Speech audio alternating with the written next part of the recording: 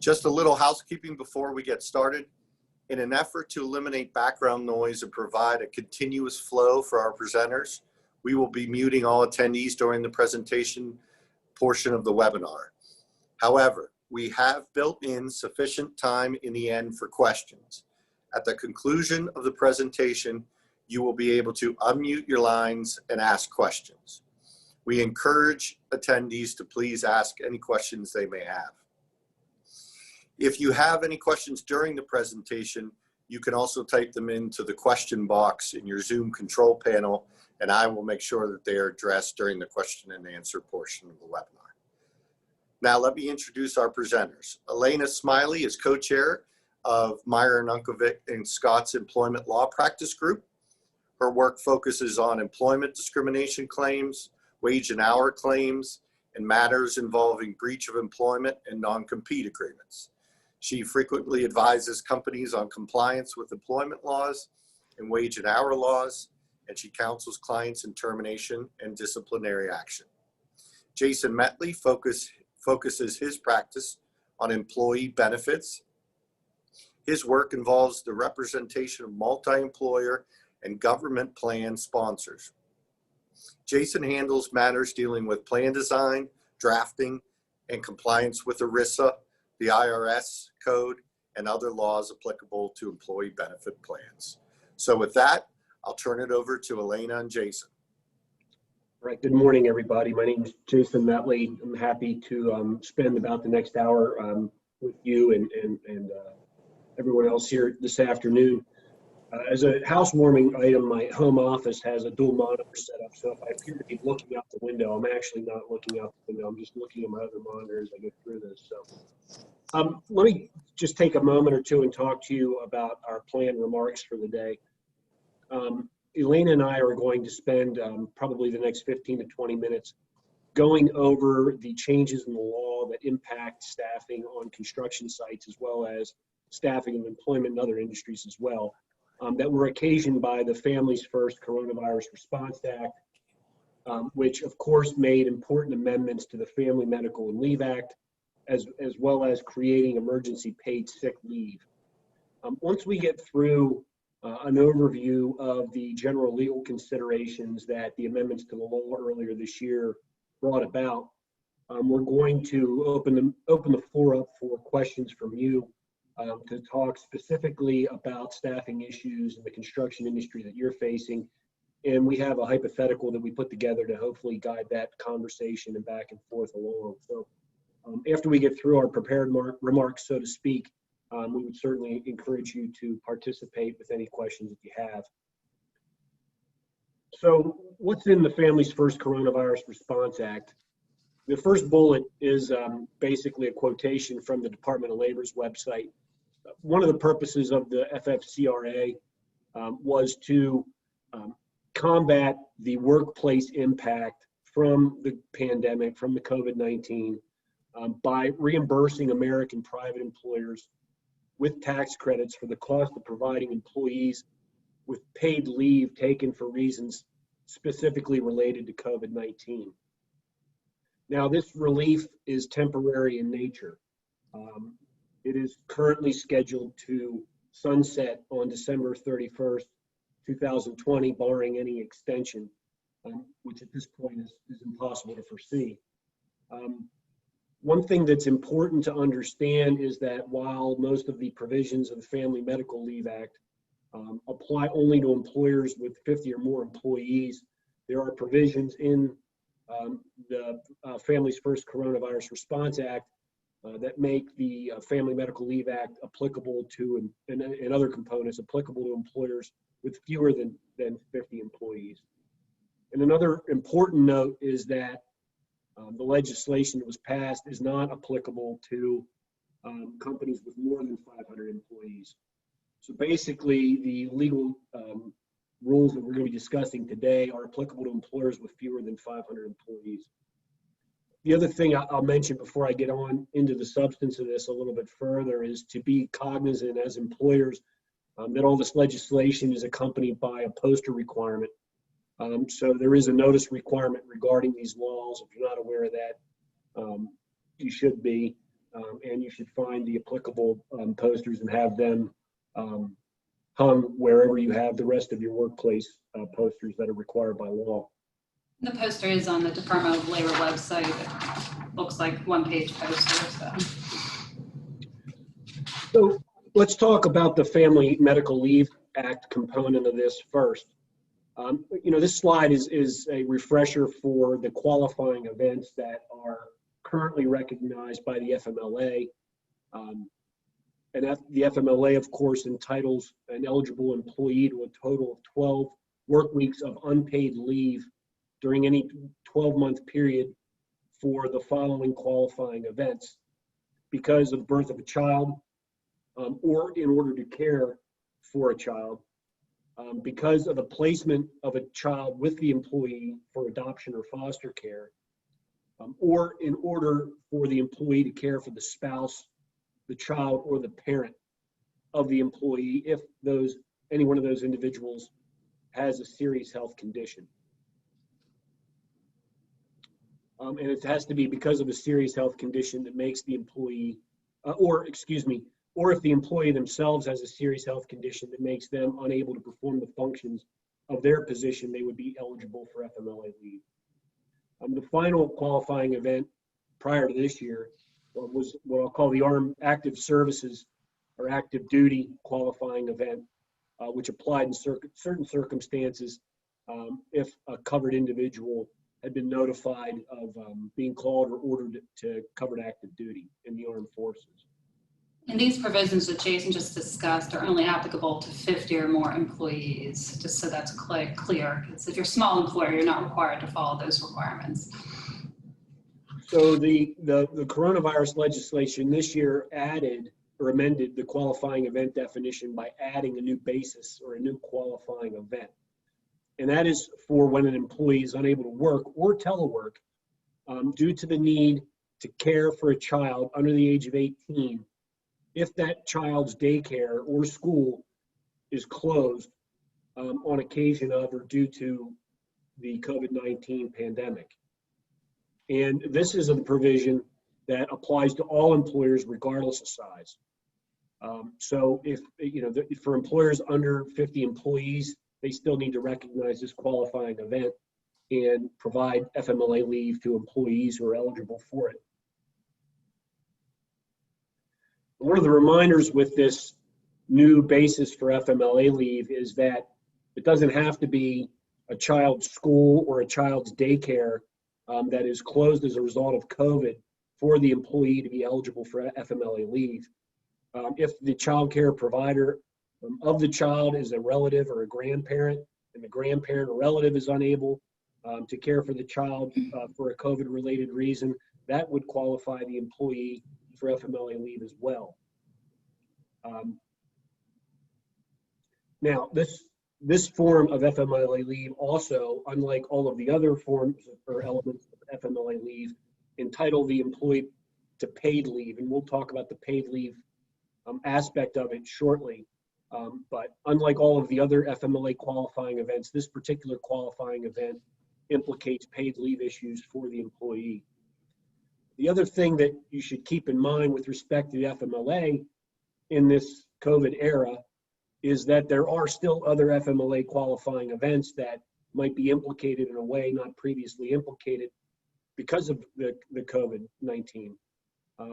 You could have any number of issues, such as an employee with a medical issue that would that's COVID related, that would constitute a serious health condition, that would entitle that employee to 12 weeks of unpaid leave, or one of the employee's parents, children, or spouse that could entitle the employee to FMLA leave. And the final reminder is not to lose sight that even though our world has changed substantially this year, that with respect to the FMLA, intermittent leave still has to be approved by the employer. There's been no change in the law that simply allows an employee to put the employer on notice of their need for FMLA or intermittent FMLA leave. That still needs to be approved and reviewed by the employer. So now, turning to the paid leave elements of it, we'll first talk about the paid leave that would be required when an employee is required to be absent from work due to the need to care for a child under the age of 18 whose school or daycare provider is closed as a result of the pandemic. When such an employee is unable to work for those reasons, the new law allows that employer, requires that employee to receive paid time. So for the initial 2 weeks or 10 working days, the employee can actually either elect to take that as unpaid time, to use available paid vacation sick time, or to be paid coronavirus emergency paid sick leave. If they take the latter for the next 10 weeks, the employee will be paid 2/3 of their regular rate of pay, not to exceed $200 per day or $10,000 in the aggregate.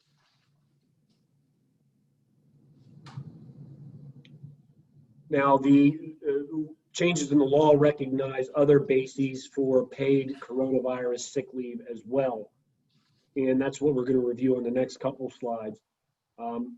Under the new law, employees are eligible for up to 80 hours of paid sick leave if they are subject to a government quarantine or isolation order that's related to COVID-19, if the employee has been advised by a healthcare provider that they need to self-quarantine on occasion of concerns related to COVID-19, or if the employee is themselves experiencing symptoms of COVID-19 and they are seeking a medical diagnosis. Jason, I was going to say, if you don't mind, I had a few comments because I get a lot of questions on these 3 criteria. Under the first one, when you're subject to an isolation order, it has to be the employee cannot telework. So if you're able to perform work teleworking, then you wouldn't be covered. Under the second reason, the advised by a healthcare provider reason, I get a lot of questions where the employee just wants to self-quarantine without seeking any medical advice. That is not covered under this act. They have to seek some kind of medical diagnosis. So an employee isn't just able to say, well, I've been exposed, I'm just going to quarantine myself and get paid leave. It just doesn't work like that. They need to have a healthcare provider tell them they need to self-quarantine. Hey, Elena, what do you do in the scenario where an employee calls into Human Resources and says, I can't come out to the job site today. I woke up, I have a fever, I feel achy, and I'm concerned that I might be, that I'm symptomatic of COVID-19, and I intend to see my doctor at some point whenever I can get in. Right. So if they're seeking the medical diagnosis, then they would be covered under the third provider, and then the employer would be required to follow up and get the necessary documentation, which I think you talk about later, to be able to get the tax credit. So yeah, as long as they're seeking a medical diagnosis, trying to get in to see their doctor, that would probably be a covered qualifying event under the emergency paid sick leave. The trick being for the employer in that scenario to make sure that they obtain documentation for the tax credit, correct? Right, right. Not just the employee's own, I'm just going to stay home and not go to the doctors isn't going to be sufficient to get the tax credit. So then moving on, the element number 5 on slide 10 here talks about the absence from work to care for a child whose school or child care provider is unavailable. But item number 4 would be if an employee is caring for an individual who has been subject to a COVID-19 self-quarantine order, either from the government or a healthcare provider, or they themselves are symptomatic and seeking medical attention for COVID-19. And then the last element, item 6, is if the employees experience any other substantially similar condition to COVID-19 specified by the Secretary of HHS in consultation with Treasury and Labor. Elena, are you aware of the government having issued any guidance or? No, I think that's just a catch-all provision in the event that the Department of Health or Secretary of Labor come up with some additional criteria they can throw it into 6, is my understanding.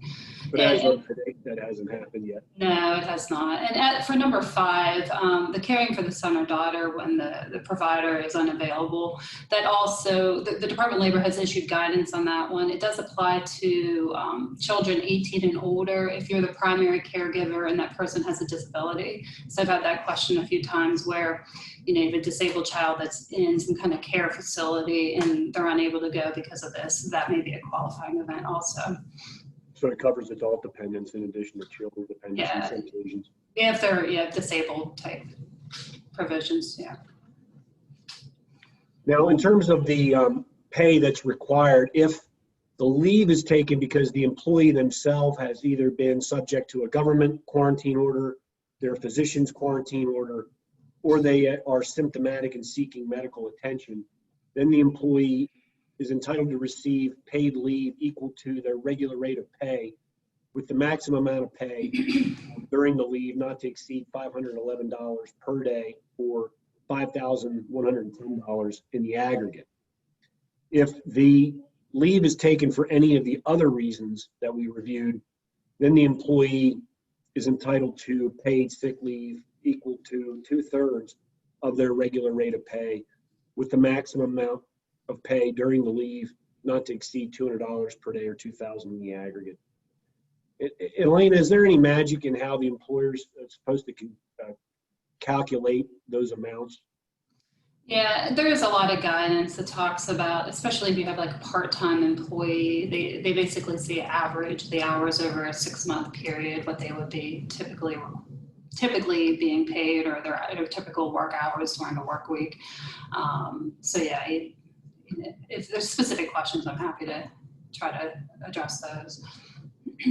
I guess we should mention that the Department of Labor has published some extensive FAQs, frequently asked questions, on all the material that we're covering today. Yeah, and they are actually very helpful, because the rule itself, when you read it, there's a lot of ambiguities, but the FAQs seem to address at least most of them that I've found. And, as Jason talked about, the new Family First Coronavirus Response Act is applicable to all employers up to 500. Now, that being said, the Department of Labor, in a convoluted fashion, does put in the statute a way for businesses under 50 to exempt themselves. It's a little bit confusing, but basically the exemption's written that if you fall within one of these 3 criteria, the business owner can basically draft a memo saying this is why we think we're exempt. It doesn't take away the poster requirements. So the employees, you still have to put out this poster, but then you're going to have this exemption memo saying we're not following these new guidances. The reasons to be exempt from these sick leave and the child care paid leave, 3 reasons. The first one talks about the leave will result in the business expense and financial obligations exceeding business revenue, and basically cause the business to cease operations. So you have a small business, you just really can't afford to pay these people to be out on leave. That one's probably hard to meet. Now, I have drafted many reasons, and we'll go to the next slide on the next 2 reasons, which I think are a little bit easier. The second reason is the absence of the employee or employees requesting leave would be a substantial risk to the financial health or operations of the business, because those employees have specialized skills or knowledge of the business. And then the third reason is there's not sufficient workers who are available and willing and qualified to perform these duties if they're out on leave, basically, that are needed to have the small business to operate. So basically, if these employees aren't there, there's no one to replace them. And basically 2 and 3, I think, go hand in hand. And the way to meet these requirements, if we could go to the next slide, as an employer, you have to document these reasons. So what we've been doing is drafting memos for the business owners to sign to keep in the file, saying why they meet these requirements. Typically 2 and 3 are the easiest ones. Look, we only have, for instance, I just did one for an employer with six employees, and they all have very specialized skill sets. And basically, if three of them were off, the business would have to shut down because they couldn't continue to operate because they wouldn't have people to fill those skill sets. Or if one of them were off, they've been really hurting because they don't have the backup capacity to fill those needs. So what we did was basically documented each person's position, what their job duties were, and how it would be detrimental to the business, and we have a file there. So when the employer is posting this poster requirement, they put a note underneath it, we do have an exemption memo, so the employees know that there is an exemption memo that the small business isn't going to follow these new requirements. And the funny thing about this is the Department of Labor doesn't require you to send this in or get it approved. You just basically keep it in the business files. And then if an employee files a claim and said, well, I should have been paid under this act, or the Department of Labor comes in and investigates, you have the memo ready to say, look, we do have an exemption. And I guess at that time, I haven't seen anybody who's encountered this, but you might end up arguing with the Department of Labor whether or not you're exempt or not from this, but it's why it's good to have it all very well documented ahead of time. Well, Elena, I want to unpack that in a couple scenarios. Let's say, with the employer that you referred to has 6 employees, let's say one of their critical employees, in fact, is subject to their physician's an order to quarantine for 14 days. If I'm tracking you, then obviously the employer doesn't want that individual to come into the office. But if while they're at home self-quarantining, the employer has no requirement to pay them coronavirus-related sick leave. Is that correct? Potentially, yes. Unless they can, and in those situations, I always ask, can they telework? I mean, that's usually the first question. In most instances where you have high-level people, and if they aren't in the hospital, maybe there is the ability to telework. But yeah, you would say, no, I'm not required to pay this. Now, you still have to deal with your normal sick time and vacation time, and employees may be eligible under those paid times. How about the same employee, but instead of them being quarantined for 14 days, their child's daycare provider is shut down, and they're the only remaining caregiver, and they have to be home to care for the child. Is the employer required to recognize that as FMLA leave, or can they treat that as an unexcused absence? Yeah, it potentially could be a non-excused absence if they're exempting themselves. Now, obviously, the better reason would be try to work something up with us and that employee so they could do some work, maybe a different schedule or something of that nature. But yeah, I mean, if you're in a tight situation, you could claim it was unexcused.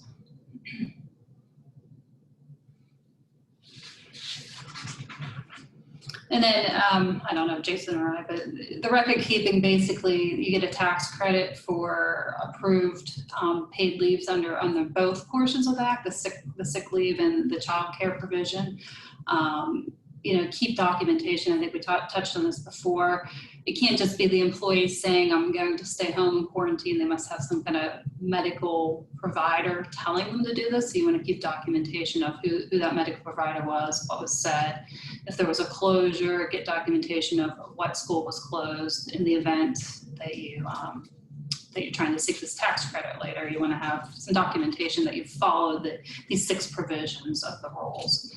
Now, Elena, do you know whether that documentation is something they have to submit when they file their taxes to get the credit, or is that something they need to have on hand in case they get audited?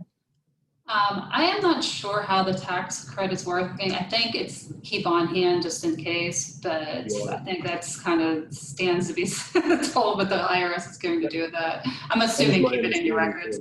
Yeah.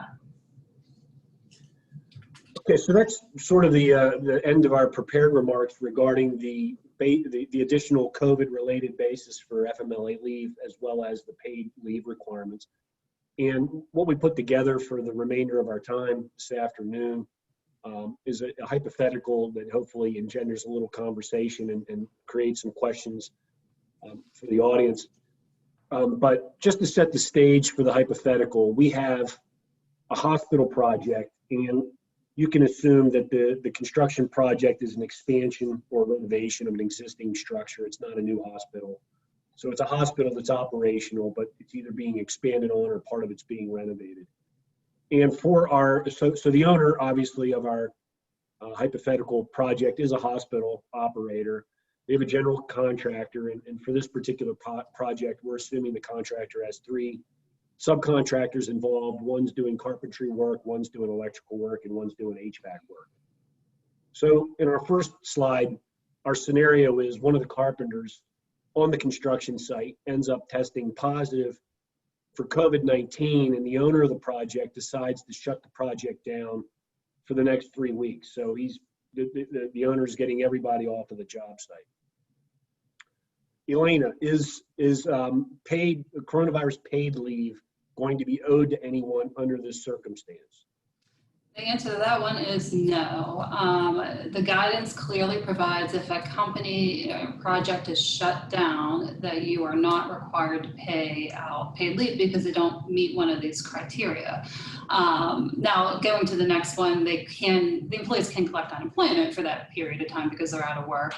And another point to make is you can't be collecting unemployment and paid leave under the Family First Coronavirus Response Act. You can't do both. It's one or the other. So because this is a total shutdown, there's no work available, the unemployment would be the applicable consideration. The other item that I've had people ask me in this regard is there's some confusion about the interplay of disability benefits if the employer has a program for paying disability benefits.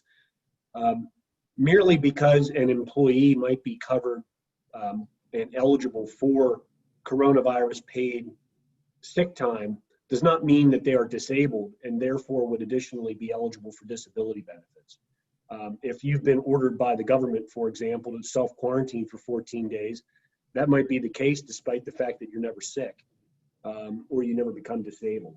So that's another thing. You know, if you can't be entitled to unemployment compensation and paid sick time at the same time, you might also not be eligible for paid sick leave and disability at the same time. What about for the carpenter that actually tested positive? Elena, would that individual employee be eligible? Right. So since he did seek a medical diagnosis, he would be entitled to the 2 weeks of paid sick leave. Absolutely. Elena, how about the hospital owner now after the 3 weeks, they want to bring construction workers back to resume work on the project. Are there any legal obligations on the hospital owner with respect to the job site? Or are there any legal obligations on the contractor and the subcontractor? Right, and that's always the key tricky question that seems to be the moving target recently. So the Pennsylvania Secretary of Health issued an order April 19th that outlines if you have an incident where an employee has tested positive at your work site. And there's some very detailed criteria that you're supposed to go through as the employer or the site owner to you close off the area, you have to subject it to ventilation, clean and disinfect it, and some other protocol to go through. Now, one of the other things the employer should be doing is once you have a positive case is to monitor anybody who may have been exposed. And that seems to be another moving target. You know, within 6 feet, the Secretary of Pennsylvania says within 10 minutes of each other.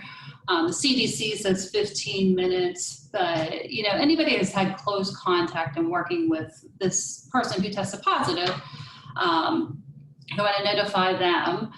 And then the Pennsylvania Department of Health also says you need to start implementing screening processes. So once you have a positive case, you're going to be screening your workers as they're coming onto site before they come into the workplace, preferably with the temperature checking at a minimum and screening them for any questions like have you had any coughing, fever, any other symptoms of COVID before they come back onto the work site. Let's say before the owner, since the owner is a hospital, and let's say that this were to happen right about now, we're at the cusp of flu season coming back. What if the hospital, the owner of the construction project says, we want all your construction workers to be immunized for the flu before they return to the job site?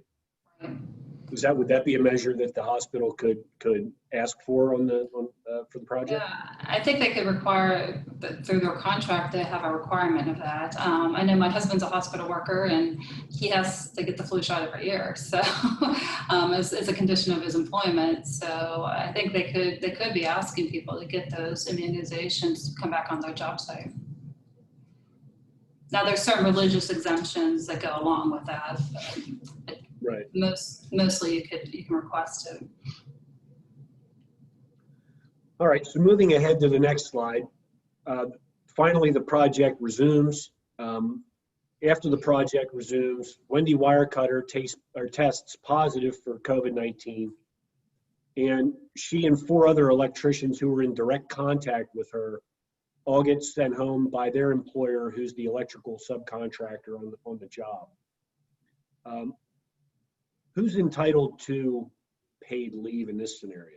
Right. Well, Wendy for sure, because it sounds like she sought a medical diagnosis, so she would be entitled under. The third reason, experiencing COVID-19 symptoms and seeking a medical diagnosis, she has sought that, so she would get her 2 weeks paid sick leave. The other workers are questionable, depends what they do.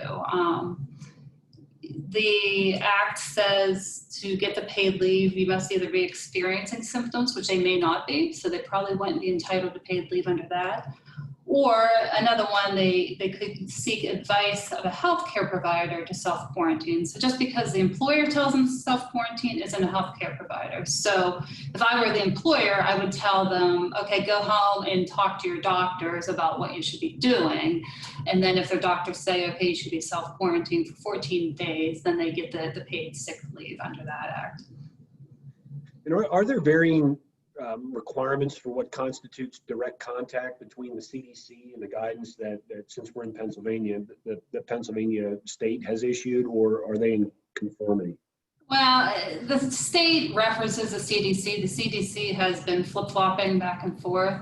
I just checked it before the seminar, and their most recent one says, I'm going to look at this one here, says had close contact within 6 feet for 15, greater than 15 or equal minutes is the way they're defining it now, with a person who has had symptoms for a period of 2 days before the symptom onset, or a person who's tested positive. Now the recommendation for that is stay home for 14 days, but then they have a caveat, you know, their little footnotes said, well, if someone has symptomatic and they've coughed on somebody, then maybe they would meet those requirements even though they weren't in contact with that person for 15 minutes. You know, and so you're really going to have to take a case-by-case basis. You know, what was the extent of their contact? Was the person symptomatic at the time of the contact to determine, you know, who should be subject to these rules? In terms of practical advice, I mean, there's a lot there for an employer who's trying to perform, you know, construction contracts are going to have probably performance guarantees and time requirements baked into them. You know, this is something that's happening in real time. You know, what practical recommendation would you give to an employer that's trying to assess this situation and figure out who they can bring back and who they can't bring back in real time? Right. I'd ask, you know, if the person was symptomatic and how close they were working together. If they were wearing protective gear, that factors in. And then for those who are questionable, probably wait a couple days and send them for a test. You know, if they get back with negative testing, then potentially could bring them back to the work site. Now, the CDC at one point in time said 2 negative tests. Now they've seemed to back off of that. So, like I said, it's sort of a moving target. But I think if they did wait a couple days to get them tested, if they're not symptomatic, you know, you potentially could bring them back. Is this going to be a scenario where, you know, an employer, of course, depending on their size, is going to want to have an HR person, or in this hypothetical, maybe a job site foreman who's at least well enough versed to ask these questions and then to document the responses so that if they needed to demonstrate later the basis for their action and their thought process on things, they'd be able to do that? Is that what you would recommend for them? Yeah, I would treat it like I hate to say it's like a discrimination investigation. You know, you're investigating who was in contact with who and what the circumstance was, and to have good documentation of what you did to protect yourself. And I get the question a lot from employees, well, should I have a waiver? Or what should I do with these employees? You know, if they do get it on the work site, it's going to be a workers' compensation claim, so you can't really waive that claim, at least as for the employer. Now, other people, potentially, you might be able to, but the waiver really isn't going to do you good if it's a workers' compensation claim. Right. Well, then what's going to have to happen? What should the electrical subcontractor think about in their hypothetical before allowing any of these workers to return back to work? Yeah, and they think they do their investigation. They identify, the people, figure out what the contact was. If the person who tested positive was symptomatic, advise them to go see their healthcare provider for sure. If the healthcare provider comes back and says, yeah, they should quarantine for 14 days, then they're covered under the paid sick portion of the act. Potentially send them for testing is another option. Let's just suppose that there was another employee on the construction site, Fred Fixit.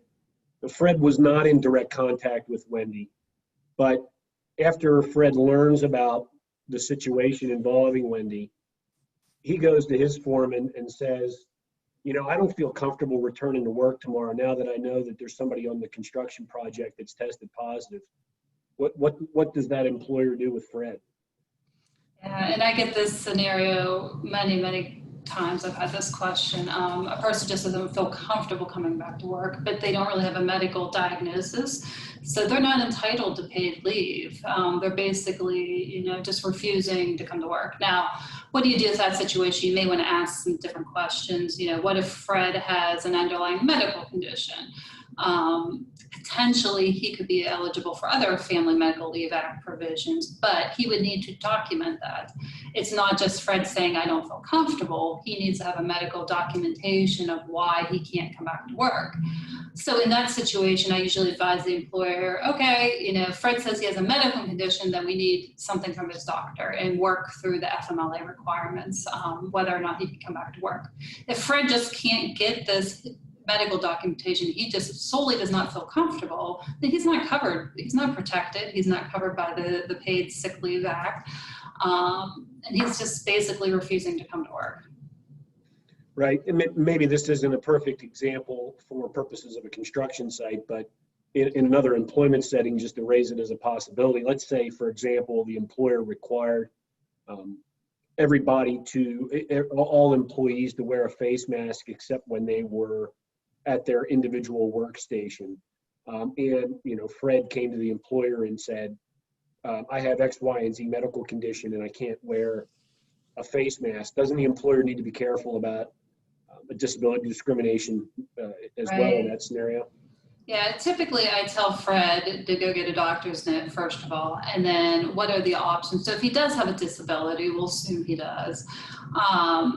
There's alternatives, and I've had this question probably 10 times. Can Fred wear a face shield? Why can't he wear a face shield?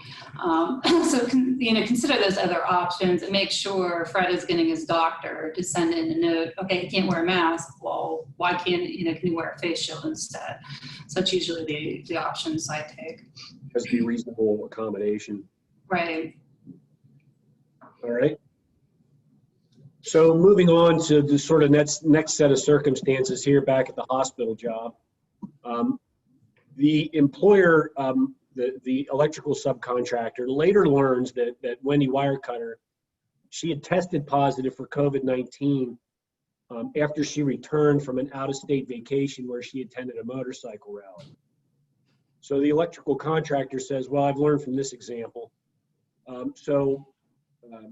Or the owner learns of it and says that any worker on the construction site who leaves for approved vacation, and including any new workers at the construction site, they're not allowed or permitted on the construction site unless they have self-quarantine for 14 days prior. Can the owner do that? And if the owner can, the employer of these workers, the subcontractors, is that a requirement that they can hold their employees to? Yes, the employer can make policies to tell people, if you go out of state or you travel, you're not permitted to come back to work. And I've had that happen. I have a small retailer client that is concerned about her whole business shutting down because she has younger workers that tend to go out to bars and hang out in high risk areas. And she basically said, if you take a vacation, I'm not putting you on the schedule for 2 weeks after you return. Well, can an employee say, well, no, wait a minute, you've ordered me to self-quarantine for 14 days. I want my 2 weeks of paid coronavirus sick leave. Yeah, because it's not a covered reason. It's not a medical provider telling them to self-quarantine. they could potentially be eligible for unemployment for that period of time. Yeah, I guess the interesting question there is whether they would be able and available for employment. Right. So that'd be a whole other can of worms. All right, moving on to our next piece of the puzzle. Tom Timknocker was on vacation at the beach with his family while all of this was going on. The discovery that Wendy had apparently brought the COVID back from an out-of-state vacation. He gets home on Sunday and calls his foreman. His foreman tells him to quarantine for 14 days before he can come back to work at the hospital. Yeah, Tom feels fine. I jumped the gun on this slide. We already hit these issues. Sorry for that. Yeah, well, that's all right. Yeah, I mean, the owner can make the policy. The other thing I tell people with a vacation is, potentially have them get tested. My husband works in a hospital. We went on vacation. He came back. He had to have 2 tests. They both came back negative. He's fine to go to work. So you can always go the testing route also. In terms of trying to arrange for testing for construction industry operators, are there, obviously if your husband works for a hospital, the hospital might have access to testing resources and kits. Yeah. I mean, where, small employers that find themselves in a position where they need to get their employees access to testing to keep their operation going, what kind of resources are available to them in this day and age? I think you can contract with, like a facility that does, blood testing, a Quest or something like that, that does testing facilities. Hopefully with the new testing protocol, it'll be quicker to do it on site and get quicker results. That really seems to be the key here. But yeah, or you can make them go, individually. And, the unfortunate thing is I've heard some tests take way longer than other tests, depending on where you go to get the results. Right. Okay. Well, that concludes our hypothetical and our review of the overarching legal considerations regarding staffing on construction jobs. Rich and Dave, did you want to see if there's any questions? Sure. And this is Rich again. What I'm going to do is I'm going to ask all to unmute. And if you do have a question, then please unmute and ask it. If you don't, you certainly don't have to unmute. But if you have a question, it would be extremely helpful if you unmuted so we can hear it.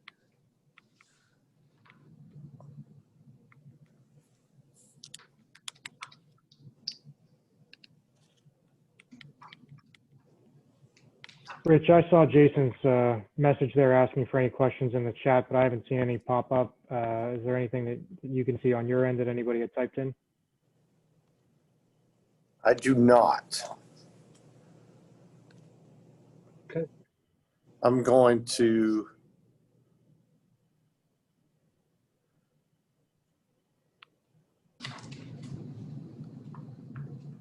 we might have one.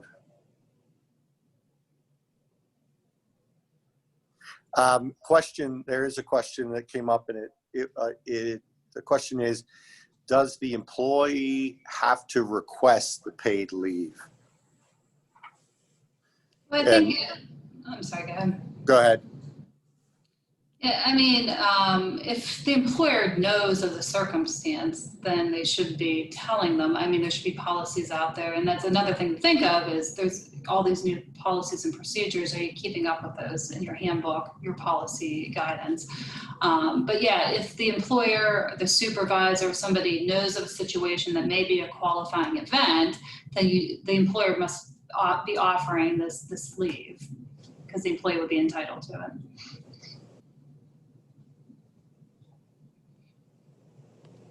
Okay. And again, if you're somehow unable to ask the question or unmute yourself, please feel free to type it into the Q&A. One question I had was with regard to the tax credit. You know, the way this all happened, legislation was passed in about mid-March, and then the effective date was April Fool's Day, April 1st. We started getting a lot of questions of, well, okay, I have this person that I have to pay the emergency paid sick leave to. And then after you had a conversation, you realize the person, well, one of the things is, you know, the highway construction industry was shut down, so it shouldn't have applied because they shouldn't have been working. If a contractor pays, assuming that they pay thinking they have to pay the emergency paid sick leave, is there going to be any type of issue on the tax credit side? They paid for a non-qualifying reason? Is that? Right. Okay. Yeah, if they thought they owed it, but it turns out that they didn't owe it. My guess is, not my guess, but my reaction to that would be that the employer, if the employer wasn't obligated to pay the sick leave, that they're not going to be eligible for the corresponding tax credit. Right. And if they try to claim it, and they get audited, you know, and they look at the documentation and determine they weren't eligible for the tax credit because they shouldn't have paid the. And it's very clear in the FAQs for the Department of Labor, you know, that they're really keeping to the definition. They seem to hammer that employee just can't stay home and claim they're entitled to this paid sick leave. They must seek a medical diagnosis, or it must be somebody that has some kind of medical provider. So if you're not meeting one of these five reasons, the 6 reasons, a catch-all, they're not going to be entitled to it. And I think they'd have a problem if they're audited. Rich, it looks like we may have another question here. Elena and Jason, if a negative test comes back for an employee, does that mean that the employee no longer qualifies for the paid leave?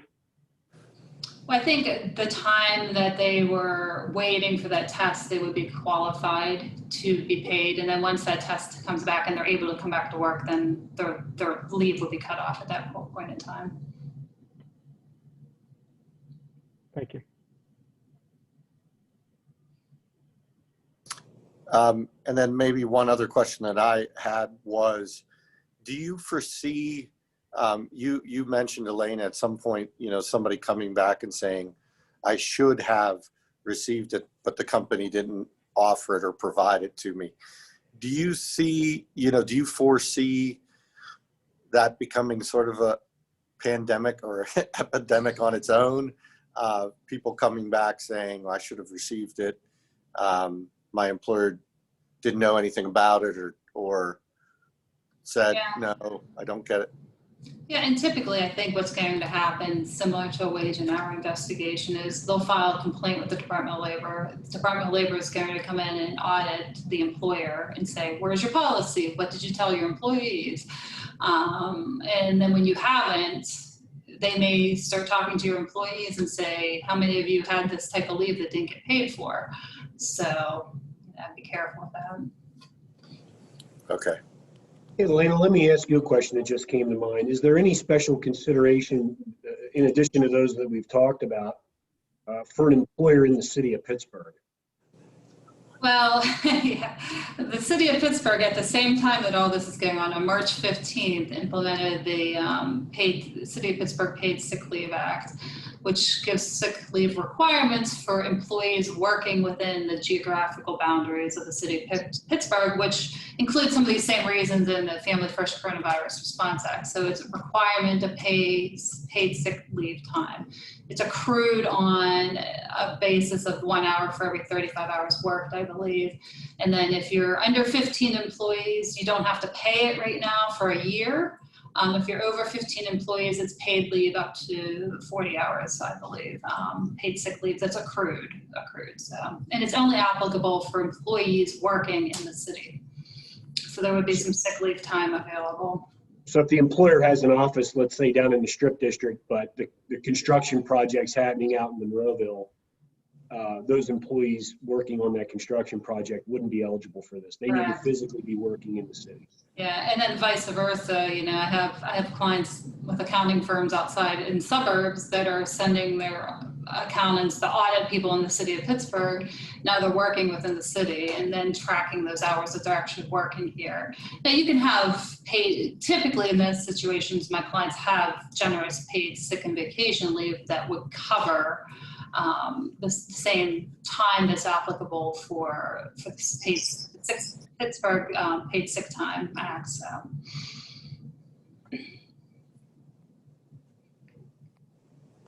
Rich is making me feel like I'm paparazzi. The hand. What's the hand?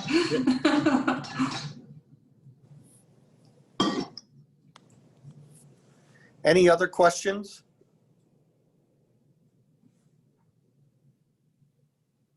We're going to check here just to make sure we didn't get any more in the Q&A, and then I'm going to check the chat. I don't see any there. If you do have an opportunity to unmute yourself and you can ask a question, go ahead and try. Yeah, and I don't know, Jason or Elena, if you press participants, I don't know if you have the ability to ask all to unmute.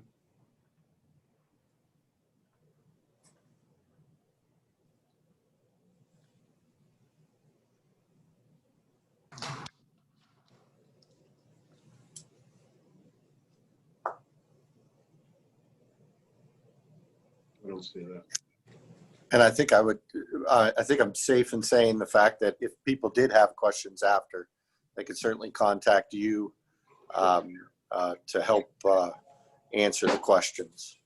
And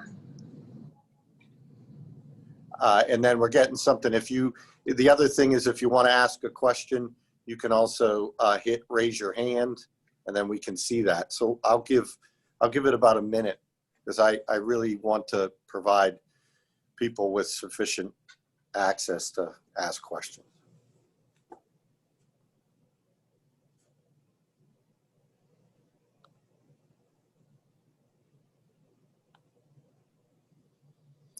I don't see anything coming in. I don't see anything additional either. Nope. Okay. Okay, then I'll turn it over to Dave Decluente at Master Builders Association, Western PA.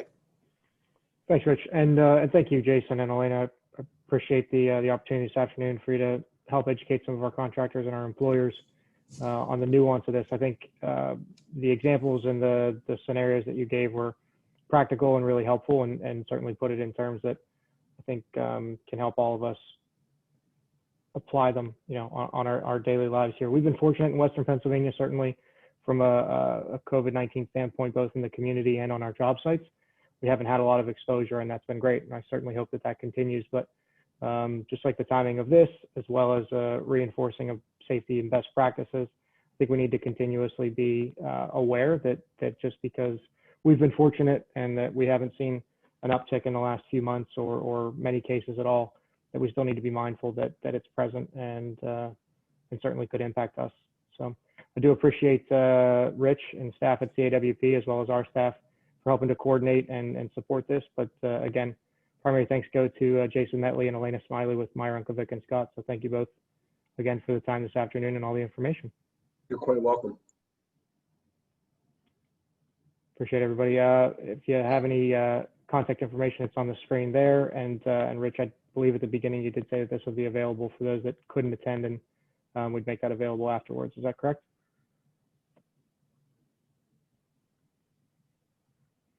Rich might be gone, but I think he's muted. okay. Well, again, appreciate the time this afternoon for all those that attended, and again to Elena and Jason, thank you.